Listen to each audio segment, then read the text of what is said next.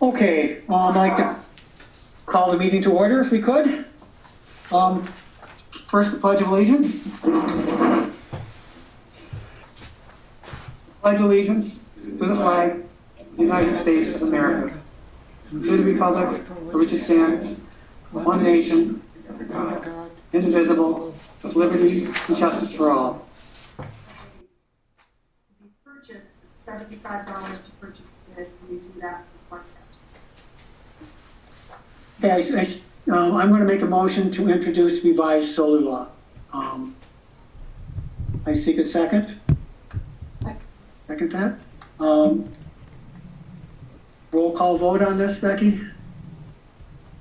Sarah? Not to accept it, it's just to introduce it. What we plan to do tonight is introduce it, and then Ben is going to basically speak to that issue, but with the work he did on revised solar law. And then we're going to basically make a resolution to classify consideration of this law as a type 1 action under secret.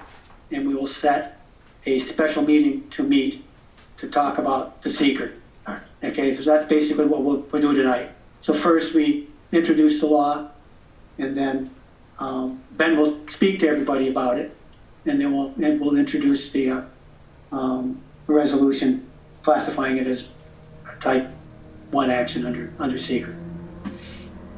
Okay? Cavalier? Yes. Hathaway? Burke? Yes. Ben, I'd like to turn it over to you now if I could. Thank you, Deputy Supervisor. Can you hear me? Yes, I can. Can everyone hear this? Yeah. Okay. So again, good evening, everybody. I'm here tonight primarily to talk a bit about this law that's just been introduced tonight. So just to rehash the process that's occurred so far, the Planning Board spent a lot of time and effort putting together a draft local law. They gave it to the town board. The town board made a few small changes, and then they put it out for public comment. The town received many comments. Town board and I have reviewed the comments, and I have made some recommended changes based in part in the comments and also in a few other considerations that we'll talk about. All right, so the big thing to remember is that there are not that many changes from the last draft, and I'm going to talk about each one of them now. Okay, so for the first change in section 1 of the law itself, purpose and legislative intent, and we added one more purpose to make clear that one of the goals here is to protect the local environment. That's on page 1. And if any board members have any questions as I'm going along, please stop me. I'm happy to try and answer them or start a conversation. On the second page, section 1502, this is the actual revisions to the law. That's the section of the law that has to do with the purpose of the law. We've added 2 additional purposes. The first new purpose is purpose 9, and that is to protect environmental resources such as agricultural lands, forests, wildlife and their habitat, waterways, wetlands, unique views, and other protected resources from the potential for adverse impacts from solar energy systems. And the next purpose is different. It's to advance state renewable energy policy by promoting community solar development of an appropriate scale, providing the substantive standards for large solar energy facilities cited in Ripley by the New York State government. So what these 2 new purposes are trying to do is capture the idea that this law has to do 2 things, which are basically opposing each other. The first is try to protect the existing community resources, and the second is to still try to promote the state energy policy, which everyone in the state has a responsibility to try to promote. All right, the next change is in section 1503. We're adding a new term here. The term is community solar project, and it's defined as a solar energy system connected in parallel with a utility distribution system and with a facility area less than or equal to 30 acres and a nameplate capacity of 5 megawatts or less. A community solar project is connected to a medium voltage utility distribution system between 13 kilovolts and 34.5 kilovolts. All right, what this is doing is it's adding a definition of community solar here, which is in compliance with the Public Service Commission's definitions, which are available in the New York State Standardized Interconnection Requirements. So we're basically adopting the state standard for what the state considers is a community-sized solar project. This is important because it's a little bit bigger than what was originally in the law, but this is a much more defensible definition because it's tied directly to the state standard. We'll talk about what exactly those differences are in a minute, but basically we've moved it up to 30 acres and up to 5 megawatts in size. Okay, the next change has to do with the definition of facility area. There were quite a few comments asking the town to clarify that the facility area will be limited basically just to the solar panel area. That's contrary to the town's existing policy and the way it looks at the rest of the zoning code. So I've modified this definition to really make clear that the facility area includes more than just the solar panel area. So it includes the area within fencing, roads, visual screening, support facilities, etc. Basically, the whole point here is to make clear that the facility area is not just the solar panels. And this change is consistent with multiple existing definitions around the state and other town codes. Some examples include the town of Rush, town of Byron, the town of Malone, and the town of Copiague.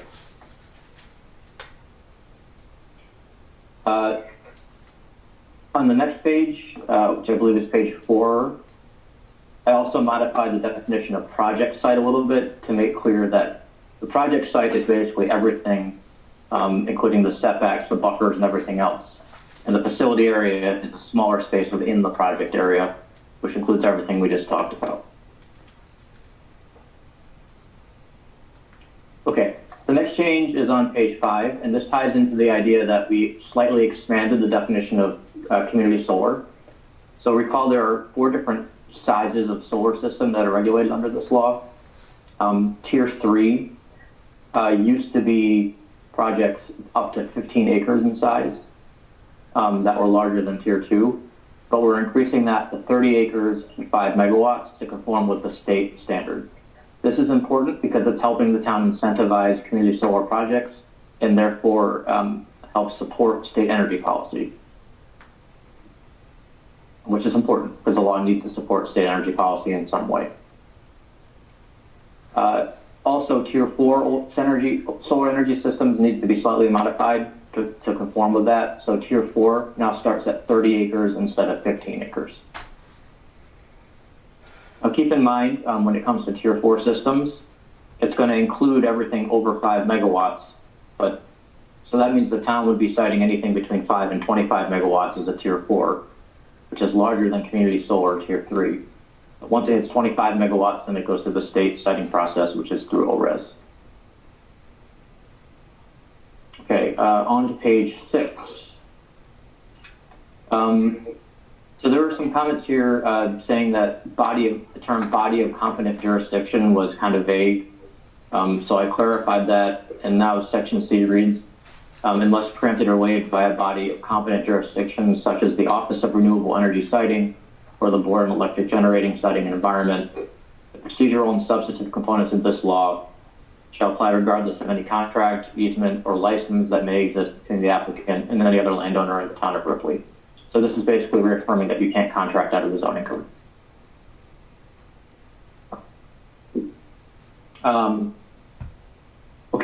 The next change is on page 6 as well.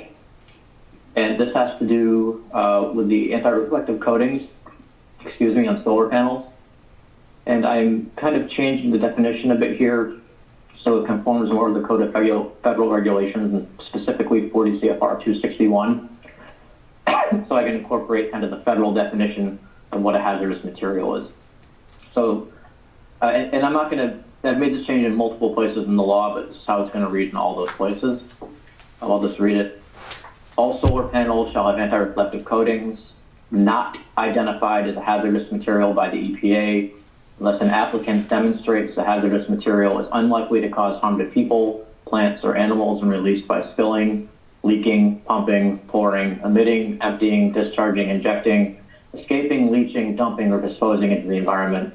The applicant shall adhere to all federal and state laws, regulations, and guidelines regarding PFAS and PTFE films.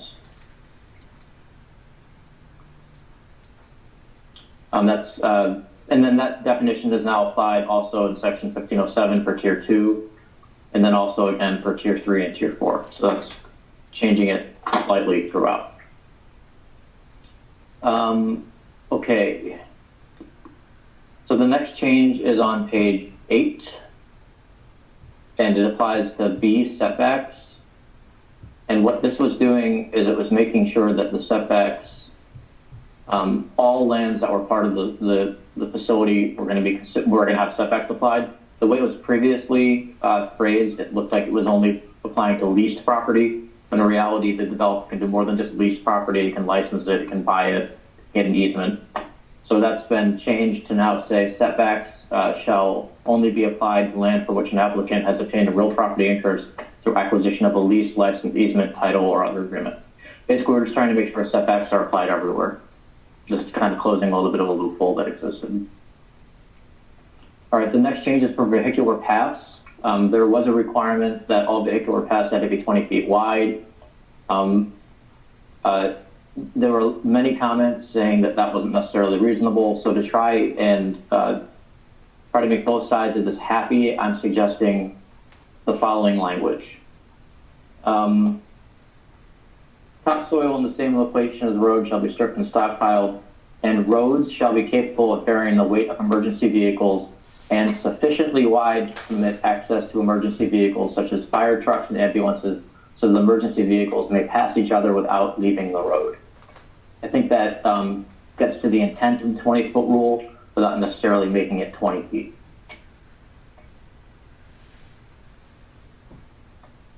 All right, the glare thing again applies to tier 4 as well. Okay, tree cutting. There was quite a bit of uproar about the tree cutting prohibition.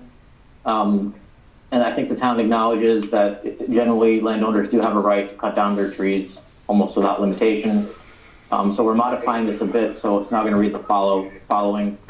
Removal of existing trees larger than 6 inches for solar energy development shall be minimized to the maximum extent practicable. Applicants should offset the loss of any mature or old growth forests through conservation of the same amount of existing similar habitat or creation of new sites to host mature or old growth forests. So basically we're making it a 6-inch rule. You really shouldn't be cutting down trees larger than 6 inches. And if you're gonna be doing that, you need to be having a conservation offset somewhere. So you're creating or preserving as much forest as you're destroying. I think that's a reasonable requirement to help maintain the community character.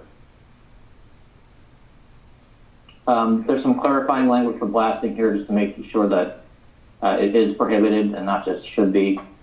Later on in this section about dielectric coolants, it was pointed out that it's almost impossible to be 100% free of the materials that are prohibited. So we added some language saying that, I'll read the change exactly. Dielectric coolants used in any power transformers, voltage regulators, etc., shall be a fire-resistant natural ester dielectric coolant specifically formulated from edible vegetable oils and food-grade performance-enhancing additives for use in distribution of power transformers as required by an applicable state or federal laws, regulations, or guidelines. All dielectric coolants used in the site shall be free to the maximum extent possible of petroleum, halogens, silicones, etc. So we're just recognizing it might be impossible to be completely free of those products, but we're going to try to get them out as much as we can. The next change has to do with the limits on noise that this law sets. So if you recall, the law attempted to set a limit on the increase in noise. It was pointed out that the law as drafted basically didn't have an appropriate metric, and it was going to be too difficult to measure by anybody. So to fix that, we've added in a time over which you have to measure and the metric to be used, and that'll make this an enforceable standard. So the new standard reads, once in operation, a sound pressure level at the exterior of any residence or non-participating property line, so residence or non-participating property line, expressed in terms of dBA LEQ 8-hour, shall not exceed existing background ambient noise expressed in dBA LEQ 8-hour as measured by a qualified acquisition by more than 6 decibels. So again, this is the same 6 decibel limit we had before. We're just adding the actual metric to make sure this is enforceable. This is a policy that's consistent with some older guidelines from the DEC on preventing annoying noise that can lead to adverse health impacts. It is also probably a more stringent standard, by the way, than ORES has. It is a more stringent standard. I added some clarifying language to the security section, which has to do with what happens in the event the project goes bust and everything needs to be decommissioned.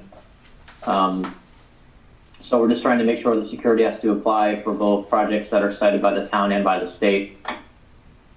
Should be obvious, but we wanted to say it expressly. We're also making sure that any restoration that's done is in accordance with the requirements that are expressly set forth in any state or local permit. We're also trying to make clear that the default that would trigger the recourse to the security occurs when the breach is of the underlying decommissioning provisions in the permit. So that's just, the law is drafted as a bit vague, but that should clarify that more for the applicants. I also removed a reference to a prior section which didn't need to be there. So again, I don't think any of those changes are substantive. I think they're just clarifying language. All right, the next change has to do with setbacks for Tier 3 and Tier 4 solar facilities. This is on page 11. We have added a new setback for setbacks to residences, and it's Tier 4 solar energy systems shall be set back a minimum of 450 feet from the exterior of any occupied residence located on a non-participating property. This is a relatively large setback. To give you an example of what ORES is currently requiring under their uniform standard conditions, they are requiring, I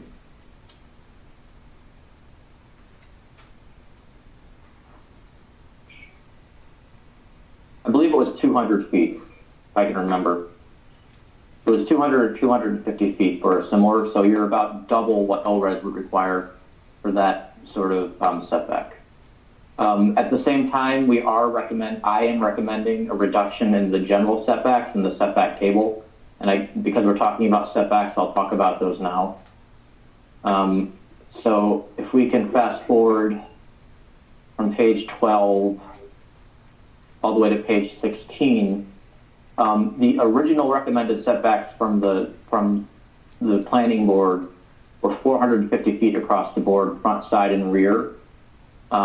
I am recommending dropping those to 200 feet, so that's separate from the 450 foot to a residence. That still applies. But I am recommending the 200 feet because I believe the 400 feet are likely to be deemed unreasonable on their face by ORES. The standard in ORES right now is 50 feet. I don't think 450 feet will be held up in light of the 50-foot standard. I think you have a little bit of a better shot with 200 feet. There's also significant precedent for 200-foot setbacks in the state. We can look at the town of Byron, the town of Rush, the town of Cambria, for example. I really can't find much for a 450 foot. So that's why I recommend 200 here. I recognize that there's going to be certain members of the community that don't like that for reduction. I think some developers left this a little bit more than 450. But remember, there's now also a 450-foot setback being recommended from residences. And ultimately, especially for larger projects, ORES is going to make this call, not the town. Remember, their going setback is 50 feet, which is much less than both 200 and 450. So that was that. I also recommended increasing the maximum height on the panels from 15 to 20 feet because that is how all projects are being developed right now at the 20-foot level. And it would be likely to be raised, but I think a 15-foot height limitation is likely to be waived. Okay, going back to page 12. I want to point out a change that I'm not recommending. So I'm recommending not making this change. So for lot coverage, there's an existing lot coverage requirement for Tier 3 and Tier 4 energy systems, which says the maximum lot coverage should be tied to the underlying zoning district. Those are set forth in a separate table. I'm not recommending changing that. NYSERDA actually recommends complying with the underlying zoning district, so I think that's a reasonable standard since it's NYSERDA's own recommendation. And I think for reference, that would probably be about a 15% coverage limitation under the existing zoning code. I'm also recommending a change to chain link fencing.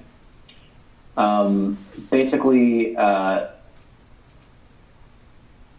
want to make the chain link fencing around Tier 4 energy systems visually screened only where visible from roads, residences, or visually sensitive resources.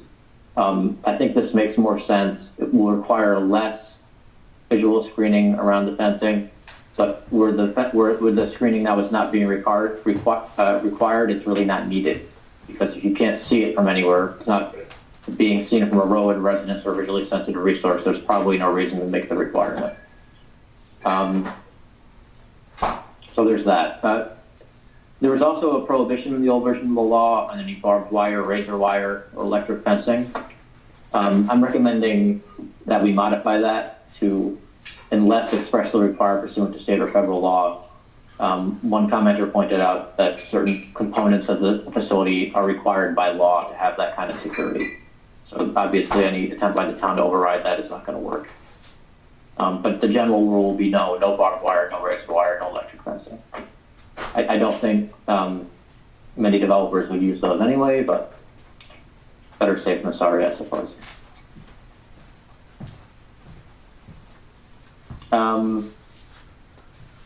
So on page 13, there's a section dealing with agricultural resources and limitations on conversion of agricultural resources. And we're making clear here that these limits on conversion only apply to the parcels that are hosting the solar panels. Based on some comments we received, there seemed to be some confusion that it would apply to adjacent parcels that weren't hosting the facility. I'm not sure why that would even be the case. So we're just saying that no, this applies. If farmland is being taken out of commission and converted to a non-agricultural use by the facility, we're only counting the farmland on the parcels that host the facility area. I think that's a common sense change. I'm not sure why you would ever look at it any other way.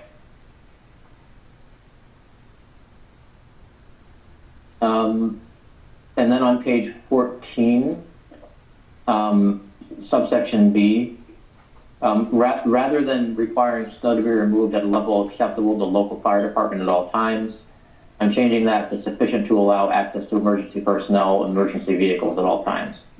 If those services or departments feel that that's not being met, the recourse is to go to the town and that will be fixed.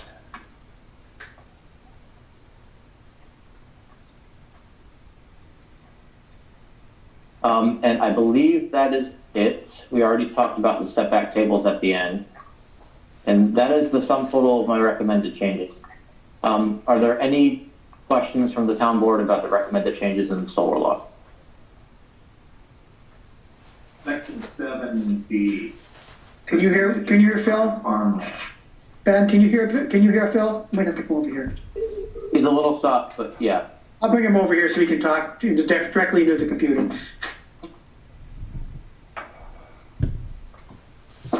Agricultural resources, section 7.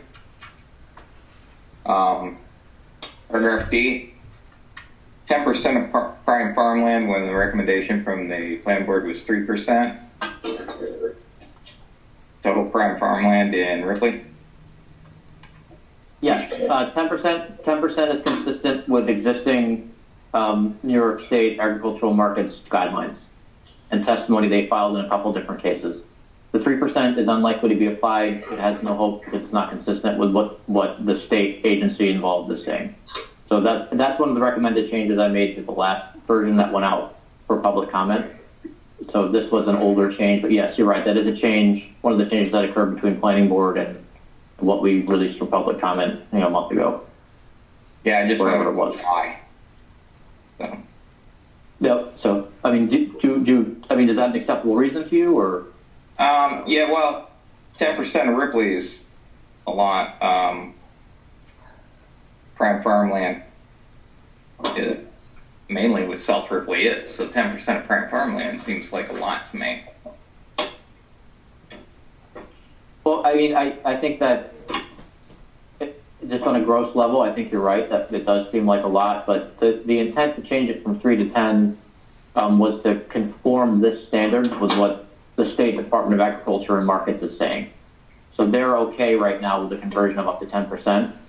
So the problem is if Ripley puts the standard at 3, and then if an applicant for a project were to go to ORES and say, please waive this standard, we're not going to be able to turn to Ag and Markets and say, but the State Department of Ag and Markets agrees with us, because they won't at 3%. They will at 10. All right. Answers the question. Thank you. Any other questions from the board? Okay, well, thank you, Ben. Mike, do you want me to give a quick update on the solar project in general? All right, that'd be welcome. Great. So moving on from the solar law, I think as everyone knows, there was a meeting a couple weeks ago between Mike Rowe, Deputy Supervisor, Doug Bowen, the town supervisor, myself, the town's engineering consultant, Labella Engineering, and then various representatives of ConnectGen. The meeting was required by Section 94C of the executive law as a required pre-application municipal meeting that has to occur before ConnectGen can file its application with ORES. During that meeting, we had multiple requests for follow-up. We did receive a package of information from ConnectGen, so I thank them for that. That basically encapsulated everything we received. But there are still quite a few outstanding items I wanted to mention to the board, and I'll probably be following up with ConnectGen's attorney about this either tomorrow or early next week. But the outstanding items that the town board was looking for follow.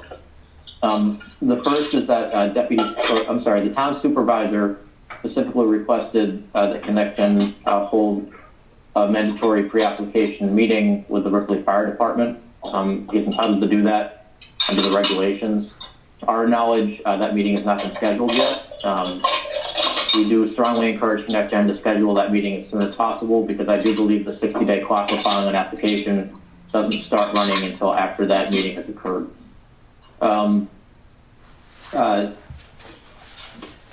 We also asked for help from ConnectGen in clarifying the issue of whether or not that meeting could be paid for with the local agency funding.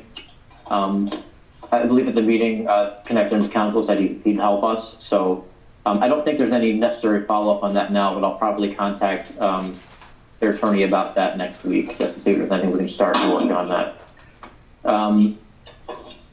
The next thing was we asked whether there was a party status form for ORES proceedings. I know there's not. ConnectGen offered to, if there was one posted on their website. They can't do that because there isn't one. They did post a link to information about party status requests, so that could be helpful to some people. Ultimately, anybody who wants to be a party to the ORES proceeding that's coming, they should keep in mind that to obtain party status, you do have to file basically what amounts to a petition or a motion, and it requires you to include many things in it. So all that information is available in the regulations.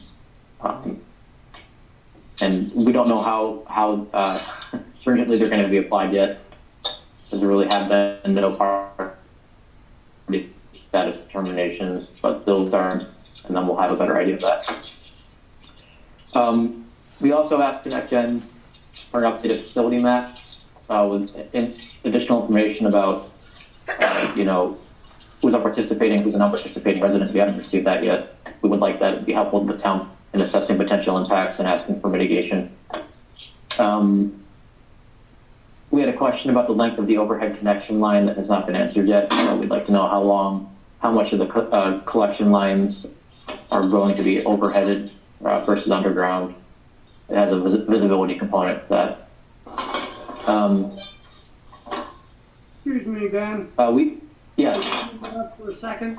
Whoever's washing their dishes, I can only hear about a third of what. So Yeah. If they mute themselves, it'd be great. Sorry. Thanks. Thanks, Bob. I'll figure out whoever it is. Not me. That already happened at my house. I got everyone muted now. Go ahead. Okay, so So regarding the VIA, the town asked for a copy of that completed report as soon as it's done, and we haven't received it yet, so I'll presume it's not done. The town did provide some pretty robust feedback on that earlier in the year, so hopefully that was incorporated. We also requested an updated map, speaking of the visual impact assessment, that actually shows the viewpoint locations in relation to residences. And we want a map that shows basically, whether or not the residences that are near those viewpoints are participating or not participating. It's relevant to how big the impact is on those houses. And then we also asked for expected nighttime sound levels, which we haven't received yet. I acknowledge I haven't sent this list in writing to ConnectGen, so if they didn't take notes as well as my assistant did, they might not have this full list. I'm going to send it to them either tomorrow or next week, time permitting. And we hope we can get a pretty quick turnaround on a lot of this information. There are also a few things that I committed to giving to ConnectGen, including some studies about significant hazards to birds and bats. So I haven't sent that yet. I will. They asked for an interpretation letter having to do with the lot coverage issue we talked about earlier in the law. I think that point is mooted by the change to the law if this law is adopted, but I will be sending that letter along as well. And then also, the last thing the board should understand, which is the last follow-up, is that I will be working on a host community agreement counteroffer and sending that to ConnectGen. I'm sure they've been waiting for that, so that will be coming to them too, probably soonish. So that's all I have. Otherwise, just generally speaking, we're on track for probably an application from ConnectGen at some point in the summer. Any questions? Any questions from the board? Okay. Well, thanks, Ben. Ben, I'm sorry. Could you just repeat, because I couldn't hear earlier? What did you say about the meeting that was requested by the town with the fire department? I couldn't hear what you said. So the town supervisor, Doug Bowen, requested that ConnectGen meet with a local agency, which is the fire department, and have a similar pre-application meeting. We believe he has the power to do that under the regulations. He made the request. ConnectGen acknowledged it. To our knowledge, that meeting has not occurred yet. We encourage them to have the meeting as soon as possible. Thank you. Yep. Ben, if they don't do so, would that prevent them from filing the application? All of this is subject to interpretation by ORES, and it's up to ConnectGen what they want to do here. Okay, and on behalf of the planning board, I would just like to thank you. I think the changes are, they were very good changes for clarity purposes, which I know was one thing we were concerned about on the planning board. As much as we looked at it, it was a matter of, did we say it so it could, with clarity? So I appreciate the changes that you made, and I think they will be well received. Thank you. Okay. Okay, right now, I'd like to, we're all set, Ben, okay? I want to Thank you. make a motion to introduce a resolution classifying consideration of the enactment of the proposed solar law as a type 1 action under seeker. And I'm going to read portions of the resolution. It's whereas May 13th, 2021, the town board introduced the proposed solar law. Whereas the town board recognizes the emergence and growing use of solar energy as a renewable energy resource, and whereas the town of Ripley's current zoning code did not adequately meet the town's objectives, that the adoption of a proposed solar law would involve a change in allowable uses within at least one zoning district affecting 25 or more acres of the district. And whereas an amendment to the town of Ripley's current zoning ordinance may be necessary to allow for the use of solar energy generation. And whereas consideration is warranted of a proposed local law to amend the current zoning ordinance of the town of Ripley to establish a solar law to plan for a well-sited solar projects in order to project and promote the health and safety and welfare of the community. whereas the town board has considered the content of the prior draft provided by planning board and the current version of the proposed solar law and all comments related to this action received to date. And whereas the town board has considered any relevant public input, and now, therefore, the town board of Ripley hereby finds the adoption of the current version of the proposed solar law would qualify as a type 1 action under seeker, because it would involve the change in allowable uses within any zoning district affecting 25 or more acres. And therefore, the town board of the town of Ripley further resolves that the proposed action is classified as a type 1 action under seeker. And therefore, the town board of Ripley will continue its seeker review of the proposed solar law by preparing a full environmental assessment form at a special board meeting to be held. And I'd like to schedule that, Becky, in a week before the next board meeting.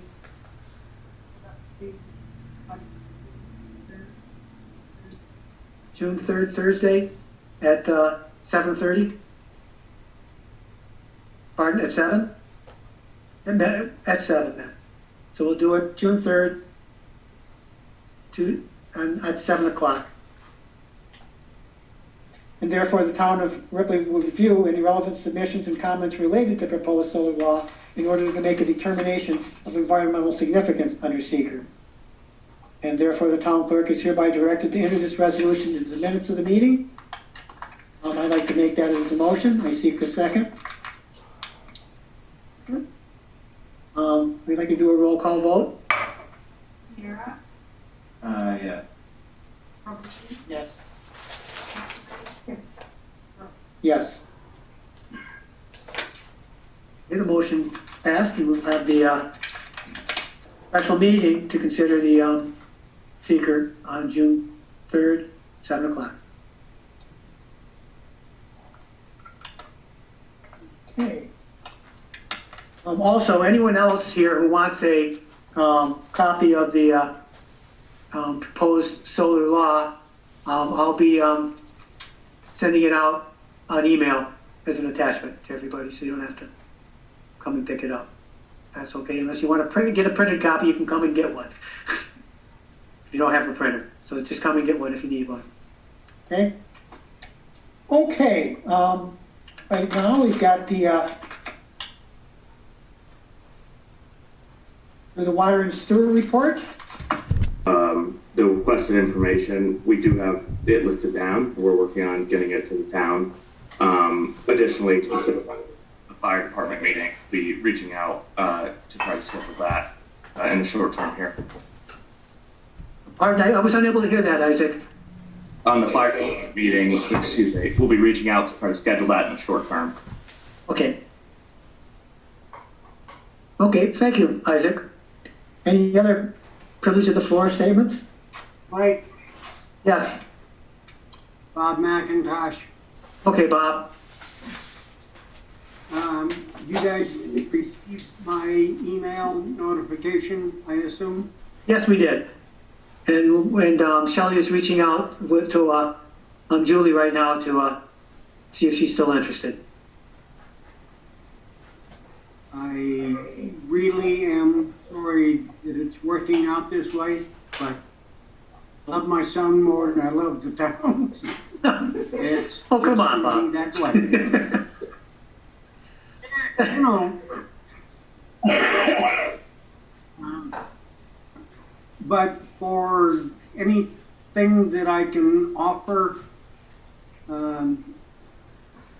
help with, I will. And at some point, I would really like to talk with Ben about some of the things that I think are not congruent throughout the base zoning and the new solar law. Okay. But that's up to you guys. Well, thanks for that offer, Bob. And of course, we will continue to ask you to do stuff because that's what you promised Becky when you didn't run. Thanks, bud. Okay. Thanks a lot, Bob. Yeah. Anybody else privilege of the floor? Yes. Yes, my name is Mark Butcher. I'm a Fredonia resident, but I also own rural property and my property is in Dayton over in Cat County. When I speak to my town board, I'm cognizant of the fact that one of these large land use facilities might be coming to my neighborhood. Sure. And I've been privileged to attend, I don't know, 8 or 10 different town board meetings over the last few years, because I'm trying to gauge how the different town boards relate to the power negotiation here. We're trying to figure out how to represent, as you board members do, the authority of the citizens in light of the fact that the developer represents the authority of the state. And I see in the Ripley law, there's a couple things that really stand out. The PFAS, requirement, the additional sound protections that I see in this law. These are things that perhaps are not, I don't see in the ordinance regulations. The very fact that this board has hired an environmental attorney who specializes in these types of negotiations is very much a good sign. The developer actually is required to pay for one, just for any of the towns in the And I appreciate yeah. that too. And Yeah. the other financial stipulations are very, very protective Yeah. of the town citizens. So my bottom line is I would like, when one of these things comes to my town, I'd like to, be able to relate the kind of protective actions that I've seen taken by this board. And I thank you for the. One of the things that we're able to do is we have an excellent planning board. And one of the things that they did was reach out to other communities that already had these large facilities in place in New York to find out what was right and what went wrong. And then they incorporated it. Control. Yeah. Any other comments from the members here? Then I seek a motion to adjourn. Thanking it. I guess I'll make a motion, you'll second it. All in favor? Aye. Motion passed. Meeting adjourned. So if somebody's in favor, I'm. I got it. Thank you, everybody. Thank you.